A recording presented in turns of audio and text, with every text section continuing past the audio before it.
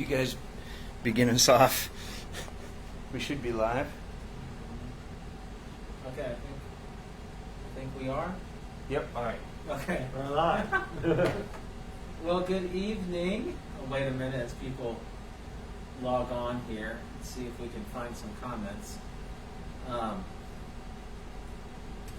Pastor Jared, and this is... I'm Rabbi Lenzer Grow. And Pastor Quincy is running down the hallway grabbing a few things. Looks like people are starting to log on now. We haven't been together in 3 weeks. Yeah. Quincy was on vacation, and we all just kind of paused for a moment. But we missed you, and it's good to be with you again tonight. One of the reasons why we are getting late, Quincy will fill us in on more of the details, but he got stuck on the roof prior to our going live. And so we were eating. Right. And Not watching the time. Well, I knew we were getting close, and I thought I was getting a little worried because I didn't know, obviously, where it was. Right. A young woman from the community came in, and she said some guy is stuck on the roof, and she needed help finding the stairs. Well, I've never been to the balcony before, so we're walking around. We finally find him. I'm calling for Quincy. He doesn't have his phone on him. I heard some rustling, but I thought it was either like a semi driving by, or I thought it was thunder, but there's not a cloud in the sky. Anyways, it was Quincy banging on the roof trying to find some help. It's funny now, but Right. what if no one walks by? Right. And she's trying to explain the story. She's not a member of the church. Right. She's not a member of the church. And she said there's this guy on the roof and he's trying to get in. So of course, in light of everything going on, you're not going to say, well, for sure, let him in. Well, first of all, yeah, I'm like, who's on the roof? Right. Second, I was like, well, maybe there's some maintenance going on. Right. Open the door, I'm yelling, hey, buddy, you can come on in, and it's Quincy. It's like, oh my gosh. So, anyways, he's catching his breath and grabbing some water, and Still trying to find his phone. I have no Oh, idea where so that found is. it? Will you really call it? Yeah, call my phone. Oh my gosh. I had heard one ringing, I thought in your office, but it could have been an iPad or something. Yeah, it might have been the iPad. We'll get Try again. We'll get it. In any case, we're just glad to have you all with us, and hope everyone's doing well with the transition back to life for our kids going back to school and people trying to figure out what's coming next. It's challenging. And I know a lot of schools, Hammond, I think, starts this next week. Teachers officially go back and kids go back. Munster's now 2 days in. Yeah. So yeah, everybody's kind of making those, in the midst of those adjustments. I know we talked a little bit before. My family and I are very much in the middle of adjusting and trying to figure out e-learning, and been very thankful for our school, our community. They have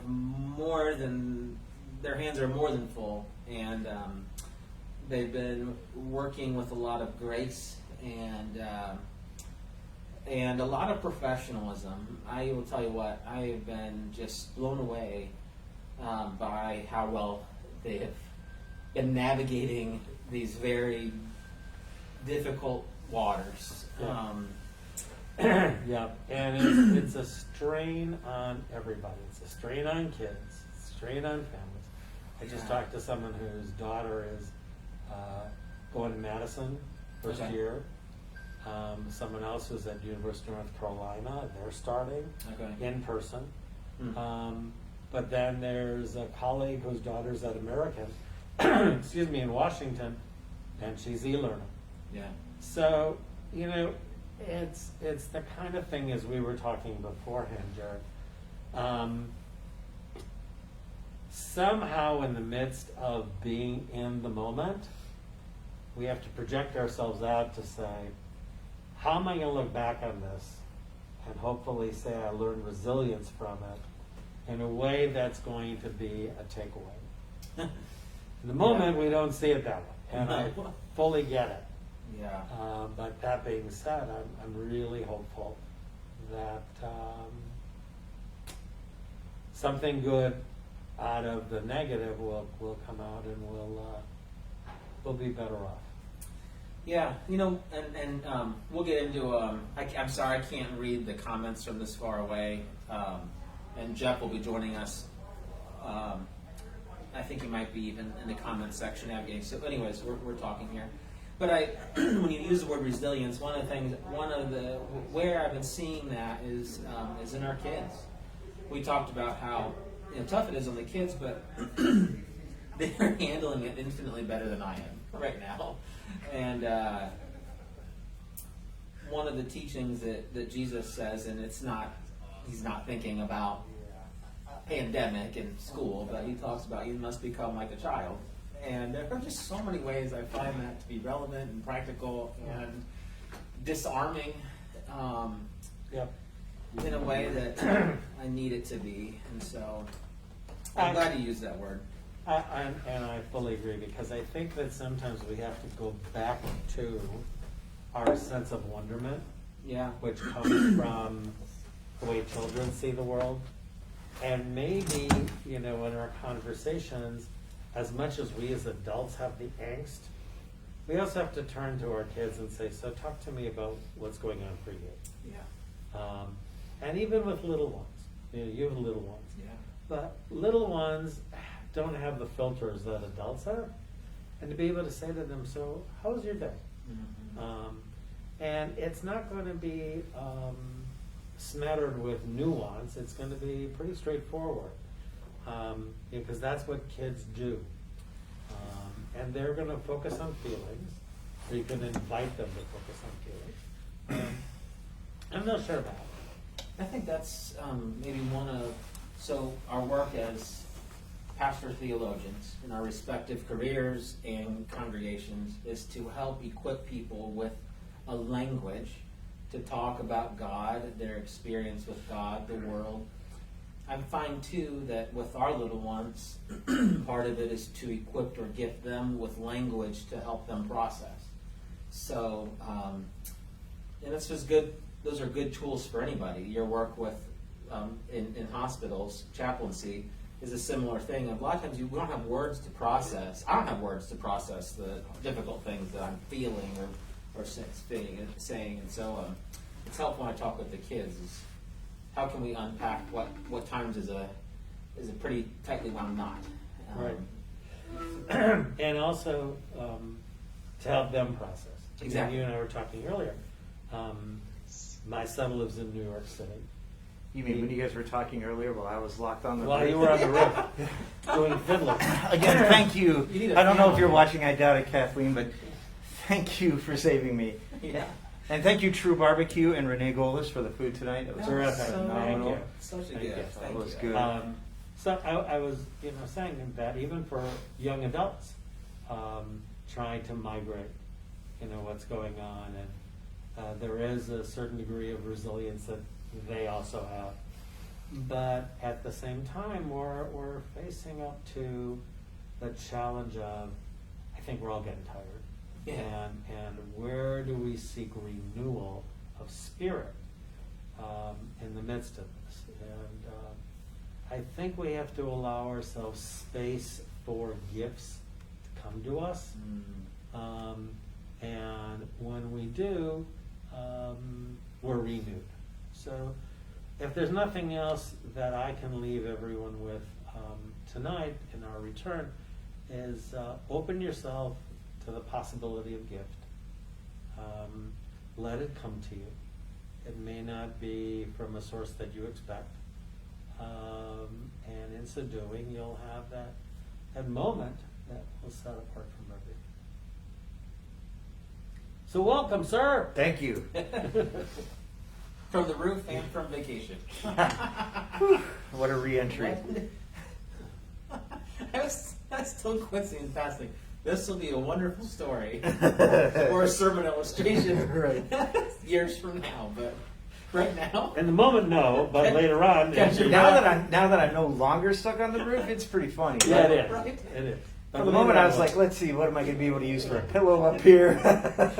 That's the thing. Like, what's the? Well, anyways, yeah. Hours later, I never would have thought to look on the roof. Right. Yeah, why would you? So, anyways. All right. So that's been nice. We'll see you later. So do we have any comments yet? I couldn't see Come on, Jeff. this far away, so. Let's see. Jim Severa says, does Mike Moses know you're up on the roof? No, because I would have told him to let me off the roof. Tom says, Jim, don't say anything. Yeah, that's the last time I investigate strange noises on the roof. From now on, I'm just calling Mike Moses. Someone else can deal with that tomorrow. Oh my. So. You know what I was thinking about, and I know I'm not quite sure where I'm jumping into the conversation, but we're starting this sermon series on the journeys of Paul, and using his letters as kind of our guide through. But one of the things I'm thinking through, kind of on the road to Damascus experience he has, is that he spends this time in blindness. Yeah. And it's also interesting that everybody thinks that it's when he sees Jesus and goes through this blindness that he becomes Paul, that's the transition from Saul to Paul, but that actually doesn't happen until later, and there's no explanation as to why his name switches. But this idea that you have to go through these dark periods that I'm sure for him must have been terrifying, and yet it's what happens when he comes out on the other side of that, and how that's such a parallel for this year so far. Yeah. Being in darkness, and I'm sure for him it probably felt like there was no hope in sight of regaining his eyesight. It was never promised to him, right? Right. I don't think Jesus says go to Damascus and you'll regain your sight. He just says find Ananias. That's what I thought. And it's through that time that even though it feels like it probably was never going to end, and I imagine, without any concept of light and dark, things just blend together and you lose your sense of time.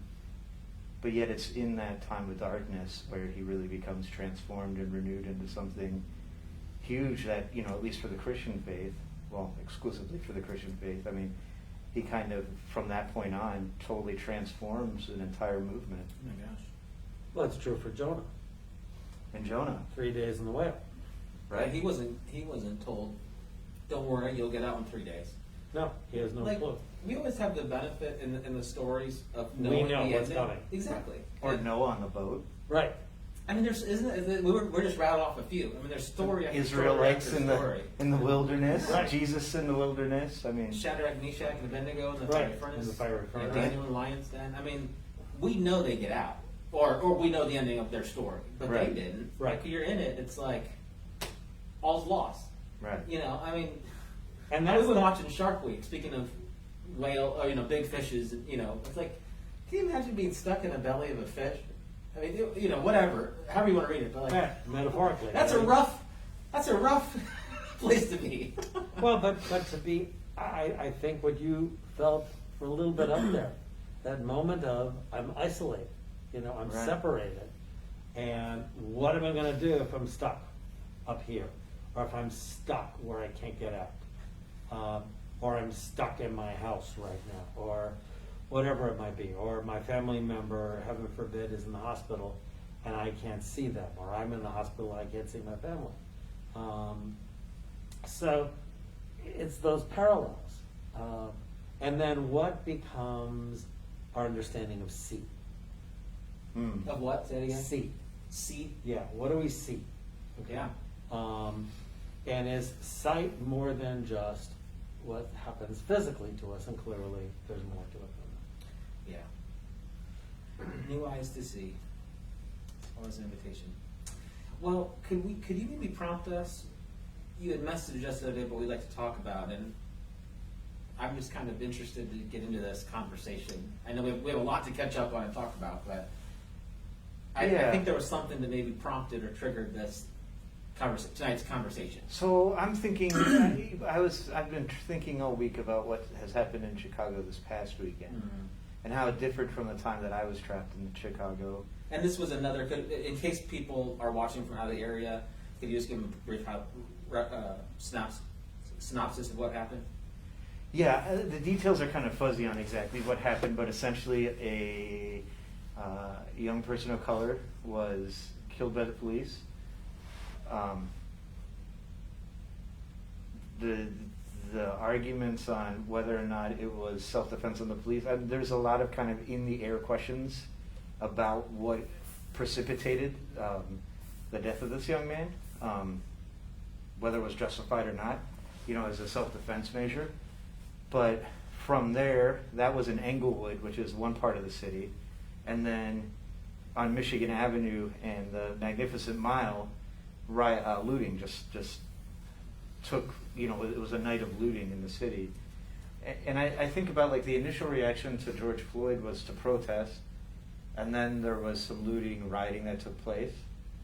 But this was almost exclusively looting and rioting from what I've heard, not connected to protests. And there are arguments that this was just, that the two are unrelated almost. It was just one was a match head and it was organized and waiting for things to explode, and then that's how that exploded. But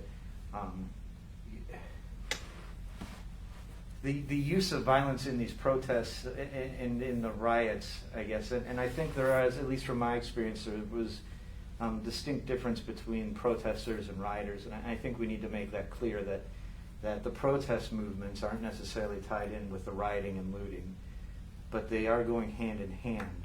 And I don't like to be prescriptive on how to tell people how to vent their rage at the system or what's going on and the frustrations with it. But I wanted to have a conversation, I guess, around the use of violence versus nonviolence in these protests and in our responses to these things. And then also kind of, as we're an upper middle class suburb of Chicago, and in many ways, we're in a different state even, so in many ways we don't have necessarily a dog in this fight, except that a lot of people in this community work in downtown Chicago and commute. Well, and it impacted us once again with shutting down streets and setting up the barriers, Right. and They couldn't Right, get that in is or out. true. restoke the fear within our respective communities. So when you had texted, and this kind of starts back to what we were talking about just before, it seemed like this provided an opportunity for us to maybe take a tightly wound knot that's been in our communities for a while now, and maybe just try to tease it out a little bit, and maybe equip it with some language, maybe even theological language of trying to unpack this in what I hope will be a healthy way.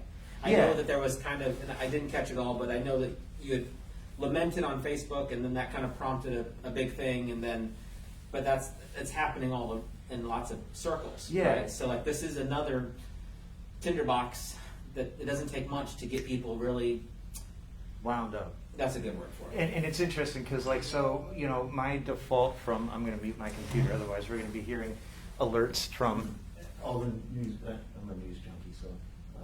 All right, anyways. My default is always to, go back to Scripture and say, for me specifically, what is Jesus doing with this? Is Jesus ever in a situation that's similar to this? And, certainly we find in the last week of his life, depending on whose account you read, but in Luke, he walks up to the city and puts his hand on the wall before he enters on Palm Sunday and laments that the city doesn't know the things that made for peace, right? And then he goes in and he sees what's going on in the temple, and he essentially, you could stretch it to say he was looting. He wasn't, because he wasn't taking anything, but he was essentially inciting a riot. He was flipping over tables and whipping people out of the way. And then yet as we get closer to the end of the week, there's this narrative arc of Jesus where, and I think it's in a different gospel too, but one of the disciples pulls out the sword and cuts off an ear of one of the Roman guards, and Jesus says, "Put your sword away," and heals the guard and says, "This is not the time for that." And so even with Jesus, you see this arc of kind of a violent reaction to then a calmer, peaceful, more peaceful, non-violent. I won't say peaceful, because I don't think there is such thing. Protests, it depends on how you define violence, but protests aren't necessarily peaceful. you're protesting an injustice. There's nothing very peaceful about that. But you can be nonviolent. And you see Jesus making that move and even being submissive to the authorities, but not yet giving up his principles. You know, he's still submissive to God and God's will for him. And so looking at that as a Christian, you know, you can see how people could cherry pick out of the Bible and say, well, see, Jesus threw over the tables and the money changers, and I've seen people make that argument, and that's, so Jesus is all for this kind of protest. But I don't necessarily think that's where Jesus ends.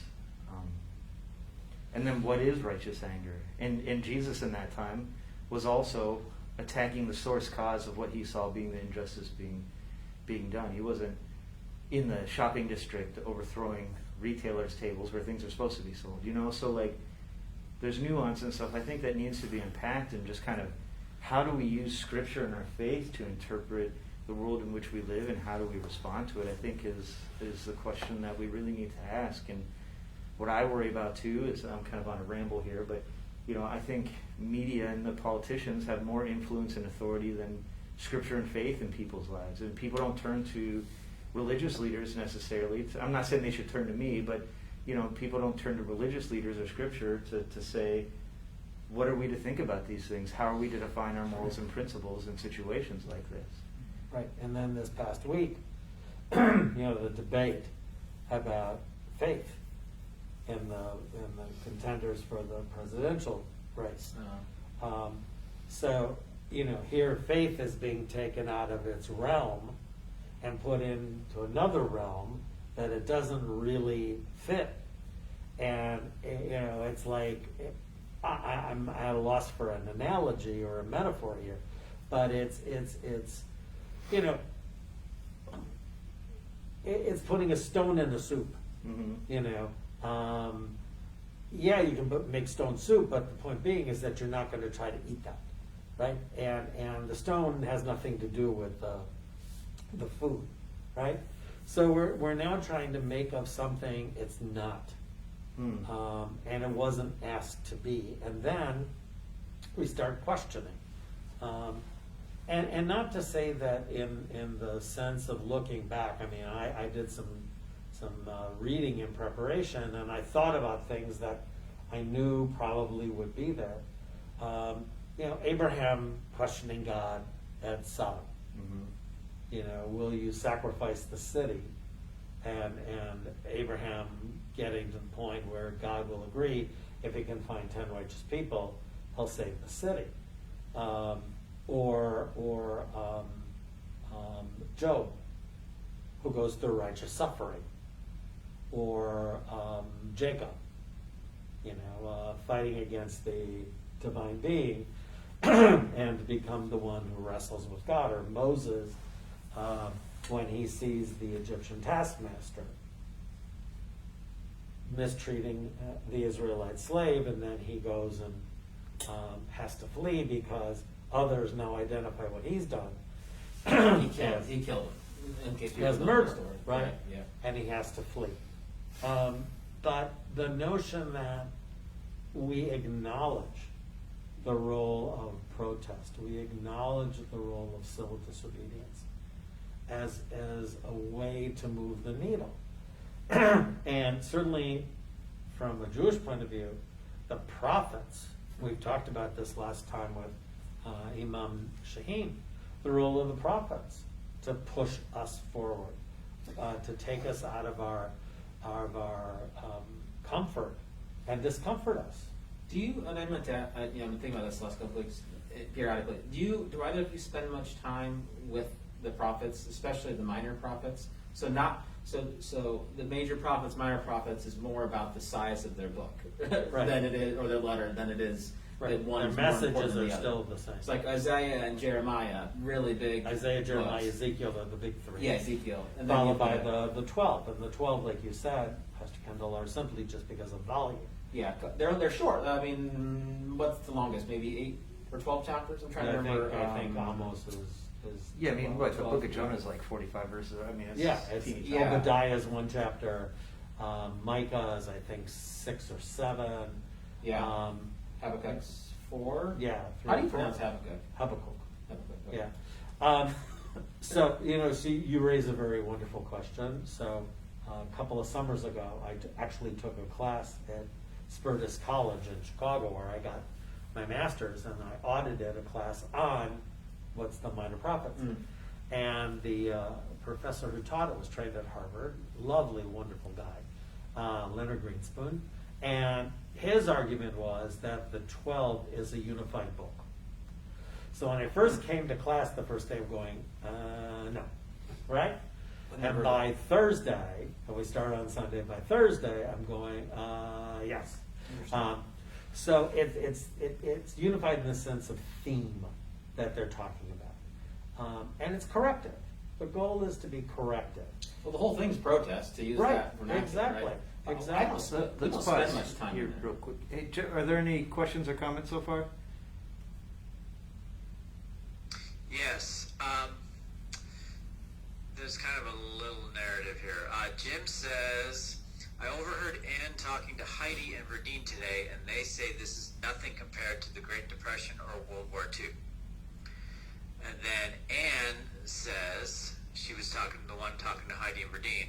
I spoke with Verdine today and got on the subject of faith. I said I have never had my faith tested like this pandemic, and she said, oh, Ann and I was born in 1935 and during the rationing of food and the end of World War II. So just to add a little perspective about what we are going through and what others in our church family have lived through.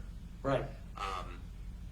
Jim Severa then goes on to say lives versus property, obedience versus justice. That came through when you were telling the story about downtown. He then says, is authority legitimate just because it claims to be? Is what? Authority Authority legitimate. legitimate. Right. Right. I mean, so there's a lot of, go ahead. no, Then, go ahead. No, go ahead. Renee has the last comment here. I have 15 deacon friends that live in the heart of the city, and I have been in communication with them, and the communication with them has been sadness, but hope and belief that things will get better. They are trying to move through the city, lots of devastation. Yeah. Yeah. Yeah. What I'm hearing is, especially in the last comment, Jeff, is the sense of the power of the visual. Okay, and not understanding Paul's road to Damascus, but from what you're describing, and the visual of Jesus thumping the tables, or being asked to see.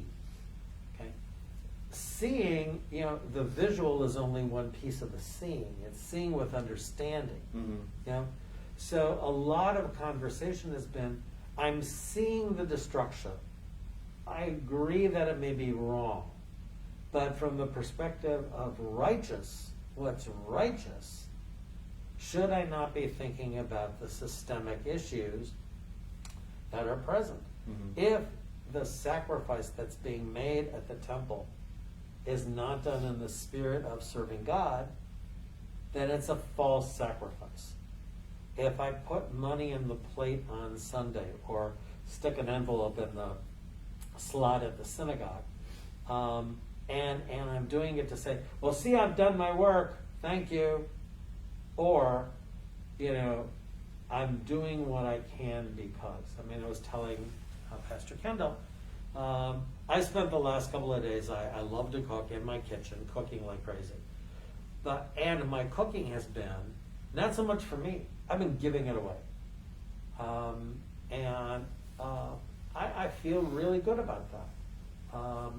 So that others can enjoy. And then the notes back, oh, it was delicious, wonderful. So I feel good about that. But in the sense that I have the opportunity, right? So the perspective is, I'm harvesting the food from my garden, and that's a gift beyond me. So therefore I share it back. Mm-hmm. But that comes from my understanding of faith. That the gift of that food is not my own doing. I tend to it. I take care of it. I water it. I prune it.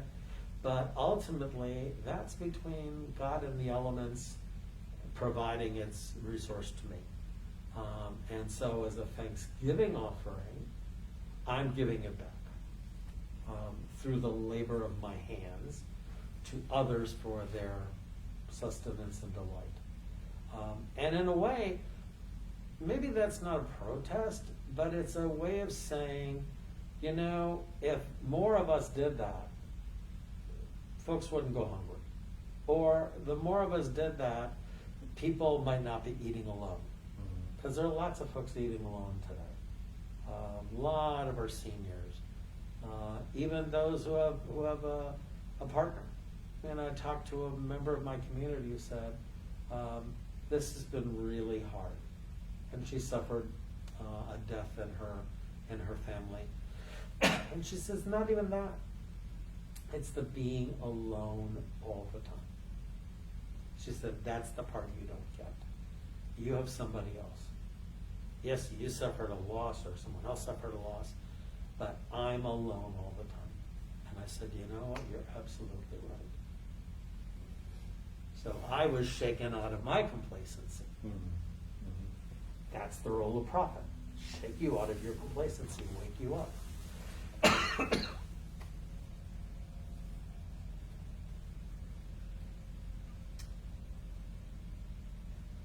Yes. Anything else, Jeff? Nope, we're caught up. Okay.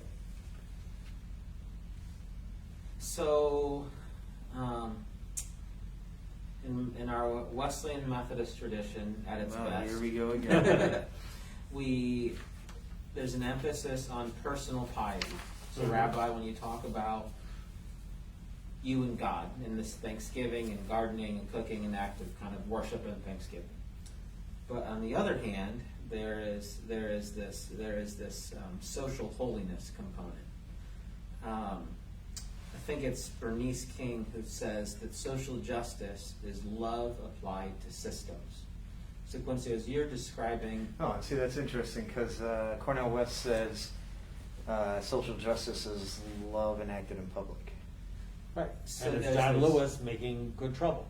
yeah, and that's the arm that many of our American expressions of Christianity maybe has not done as well at articulating. I think overall we've done well with the Jesus in me religion, or the God in me religion. But I don't know if we've done as well at dipping our toes more into the questions that are enmeshed and behind what took place this weekend and what has been taking place with respect to Black Lives Matter movement, protesting, calls for justice, and speaking out against injustice. Too often I see Christians settling for that first look of what's happening and not continuing to do the discipline of finding out what's wrong with the soil from which this is growing. And I think, I think a lot of that comes from where we find what we put authority in. Which narrative do we listen to? Whose information do we trust on these things? Well, and isn't that true for Jesus fighting Rome? I mean, his whole life is being under the thumb of oppressors, if you will, up until the very end. And so it's a double whammy because on the first you have Rome oppressing the entire peoplehood, right? Everyone in the region. And then within the community, you have the vying options. So each one, depending on who they are, is under the thumb of another, and the oppression is multiplied. So I'm thinking about that, and then is not the protest civil disobedience that challenging of authority, right? I mean, that seems to be what's going on here, right?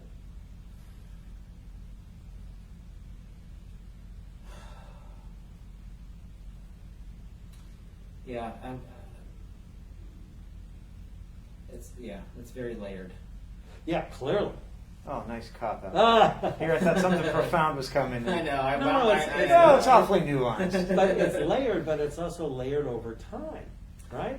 I mean, it's not that these leaders, the Moses, the Joshua, the Nathan challenging David, this isn't momentary. This is build up over time.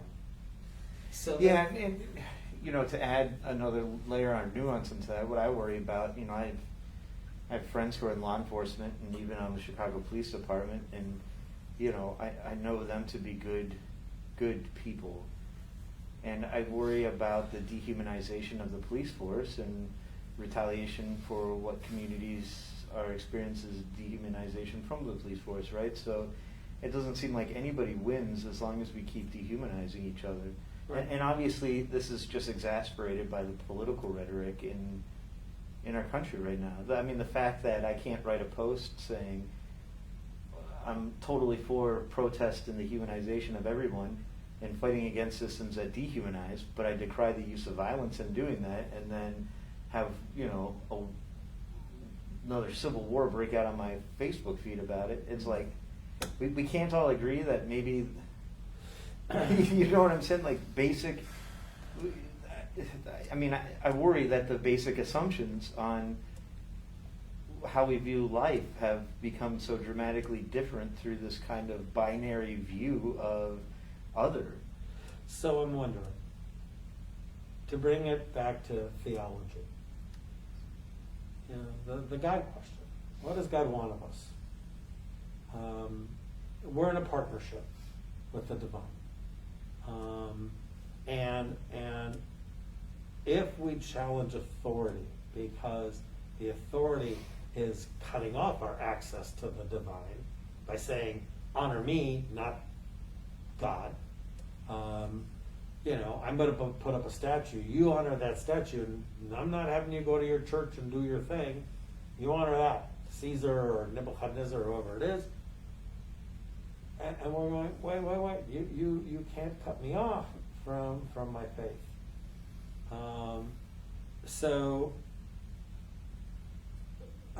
the question is, how do we begin to understand that when faith is now under attack?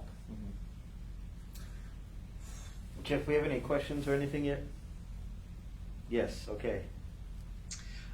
Let's see, picking up where we left off. Renee says this is a loss for all of us in one way or another. Jim Severa says, is this recent local rioting somehow different from the rioting that has been going on from time to time in every corner of the world since history has been recorded? Renee says that's because we live in a bubble, as do many people in this country. I don't know if she's referring back to that or something else, but Yeah. Yep. That, and just because riots happen all throughout the is world, the all throughout rioting history. now any different than the rioting that's been going on since the beginning of history?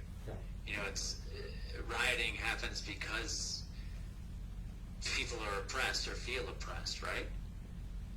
And they just can't take it anymore. So how is it different, I guess? So the question then is, how do we understand, I think what I'm hearing is, how do we understand injustice? And once we come up with an understanding of it, how do we then deal with it, right? Mm-hmm. Do you deal with it by saying, okay, I'll put, money in a box and I'll solve the problem by, paying for it? Or do you say, I'm going to put myself out there and spend a full day at my food bank, certain canned goods, or I'm going to go visit someone when we could who's in the hospital, or make a phone call to someone alone, whatever else it might be. I'm looking at some notes here. So in the Esther story, Mordecai is told to bow down to Haman, and he says, "No, you're not my God." And Haman says, "Fine, you're on the on the list of folks who are going to be hung tomorrow." Mm-hmm. And then Esther risks going to the king, because the queen is not allowed to go to the king. she risked death to say, there's a threat here. Who's the threat? The king asked. Him. Okay. They both took risks. So again, the antidote may be, hard as it is, when do we engage in risk taking? How do we engage in risk taking? Do we engage in risk taking? How do we respond to what you encountered? Because again, people are so frustrated. Things are being said that are just being said out of frustration and may not really reflect what people said. And you've talked about nuance. Nuance is a challenge. How do we get there, and are we hearing it? Are we aware of the metaphor that helps us get to a point where we can hear that which is being said, and we can hear someone else's pain? I'm not saying feel it, I'm saying hear it. Yeah, which I think, ultimately that act of listening is the main, probably one of the main impetuses for the whole thing, is that people are feeling this is the only way they can have their voices heard. And caring for the downtrodden. I mean, the case of Joshua and the harlot. He defends her, and she hides him. Yeah. Right? And he knew that was wrong. You looked like you were about to jump in there. I don't know. There's a lot to this, so I talk about layer nuance. I think so. Some of the things that are in my head, and I'm trying to parse it out in my head as we're going. I have a friend named his name's Andrew. He grew up and he lives still in Marion, Indiana. Marion, Indiana is located northeast of Indianapolis, kind of off of 69.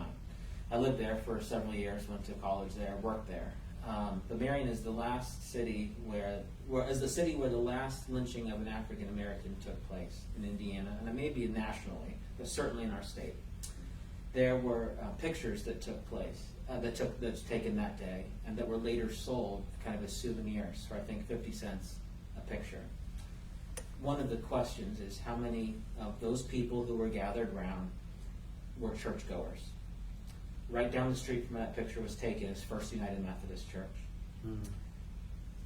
I'm wondering how many people there were members of First UMC.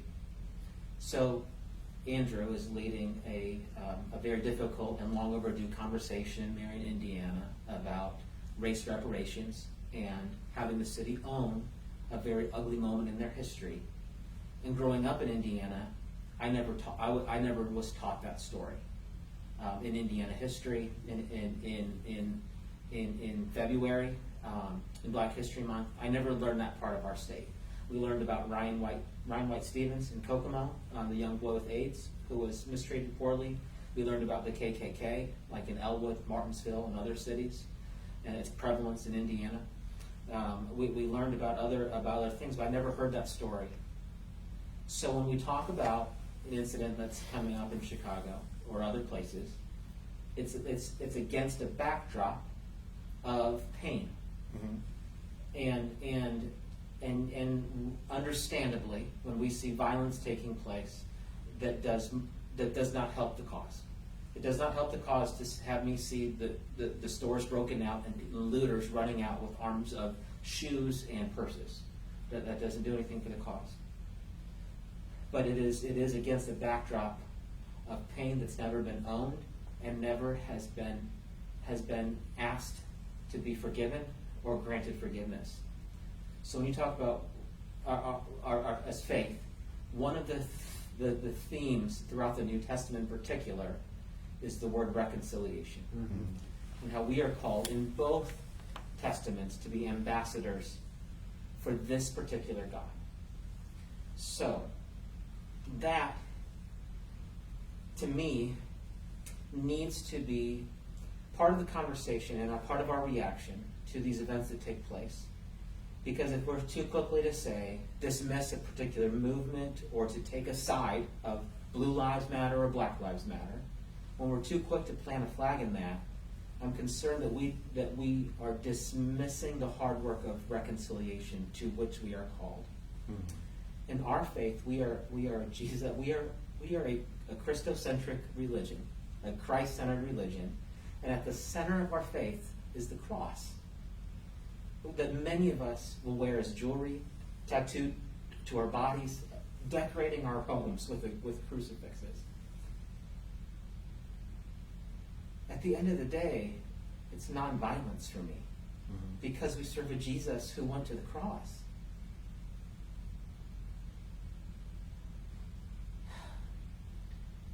Yeah, it's interesting. In our Constitution as Presbyterians, there's a line in there that says that the church should be engaged in the work of Jesus Christ, even at the risk of her own death. Yeah. Right? And that work is reconciliation. And so, like, one of the things I struggle with as a pastor of a church, especially a church that has varied political beliefs, is sometimes it feels as though to preach what I feel convicted in as reconciliation and what I feel convicted in as justice and what I feel convicted that the gospel leads us to do, people don't see it as a gospel issue. They see it as a political issue, and it very, very literally could lead to the death of the church. Yeah, and that's part of the challenge we face right now. Right. Thank you. It was difficult to share, and I could see. So thank you, Jared. Yeah, and you're right. I mean, the continuity of our faith communities right now is very much questioned. I mean, my question to you earlier was, what's happened with your online worship? And you both noted that over the course of months, it's diminished. And the challenge of how do we keep the flock connected when it's gotten very hard, very hard. Well, and coinciding with that is a concern that's not new, but are we being discipled more by Fox News or MSNBC than we are of Jesus Christ? Right. The question you asked toward the beginning of where does Scripture and what's happening in the world, how do those intersect? That's a question that not enough of us are asking. Mm-hmm. Because too much right now, and increasingly so in the next 3 months, will be how does this align with my political party? Mm-hmm. Or who I will vote for. Mm-hmm. And that's where we put our hope. The no president will re-usher in a new hope. And that, a prophetic word that I think that we speak to is that no, our hope is not in a president. It's in a crucified Christ, it's in a God who time and time again humiliates God's self. Right. It's an absurd Yahweh, one of other gods in this ancient Near Eastern context, that, like, what a foolish God. Right. Or allows the people to continually go astray, and then say, "But I still love you," right? You were talking about the experience of Miriam. So Serene Jones, in her magnificent book Call of Grace, begins by talking about her upbringing in Enid, Oklahoma, where the same thing happened. And she thought to herself, there's no way one of my relatives wasn't there when the lynching happened. Mm-hmm. What does this mean for me as an inheritor of that? And she goes deep into her struggle with that. And how does this define me? And how does this influence my relationship, and particularly with her grandmother, who she was extremely close to, knowing that her grandmother may have been only a generation removed from this incident. And the same thing with pictures that were, shared and everyone had a copy and so on. So the notion of witnessing evil, but in their minds it wasn't. In their minds this was justice. right. But, justice in the form of let's go back to your framing. What would, the crucified Jesus say to the folks doing that act? And would Jesus say, well, that's acceptable because what they did was criminal? Well, how do we define criminal? In the same way as any of these despots who were ruling the empires of the Near Eastern time, saying, give me obedience. And Jewish tradition says we don't give obedience to human beings, to kings of flesh and blood.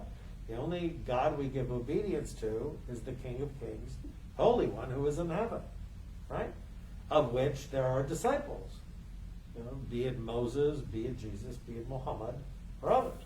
But in that sense, I'm just struck by how we lose sight of, and your framing is so spot on, that when faith becomes part of politics,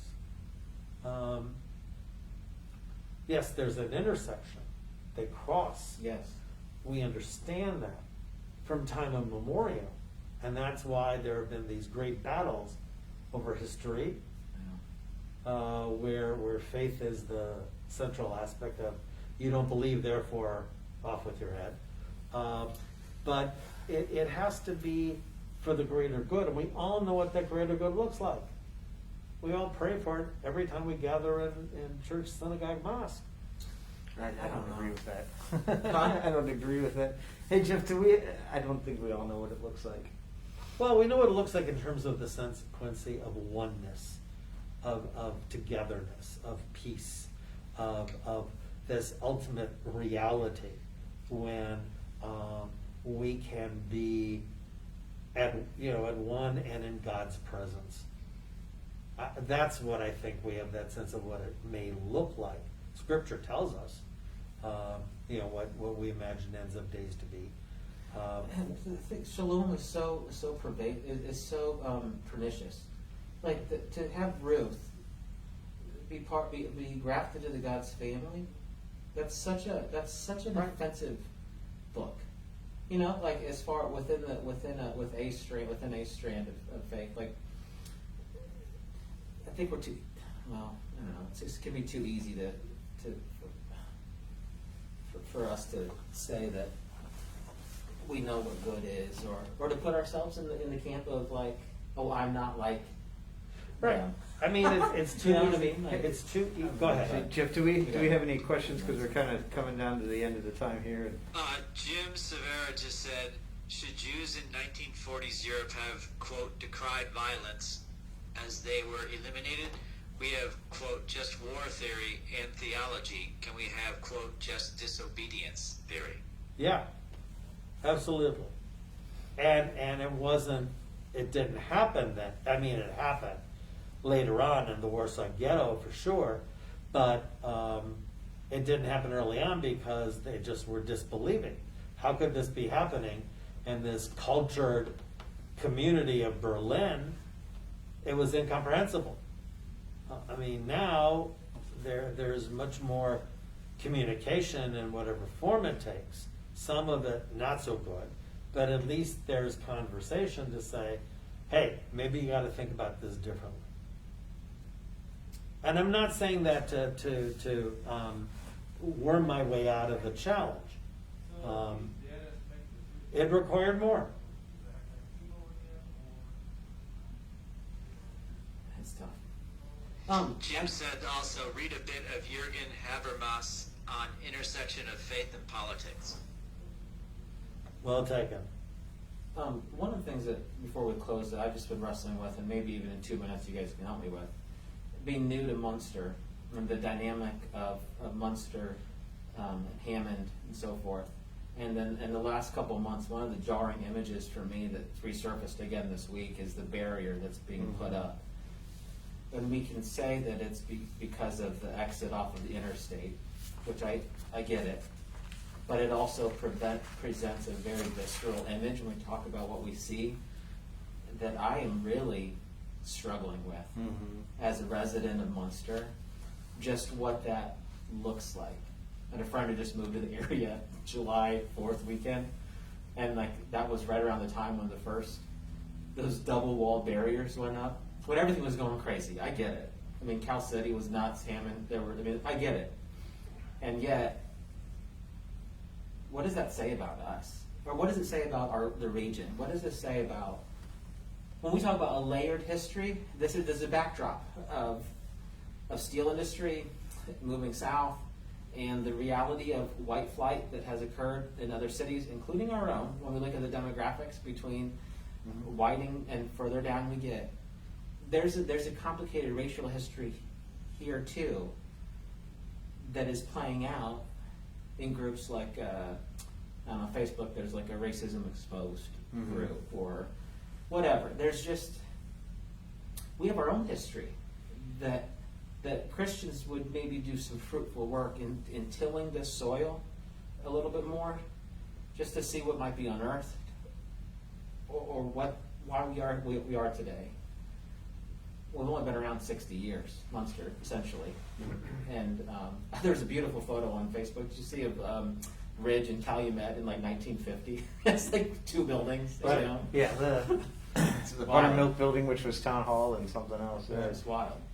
Yeah. But anyways, when we start this conversation with what happened this weekend, and then the barrier goes up and they shut the roads down, the bridge is drawn up in like in the Batman movie, because they filmed it in Chicago.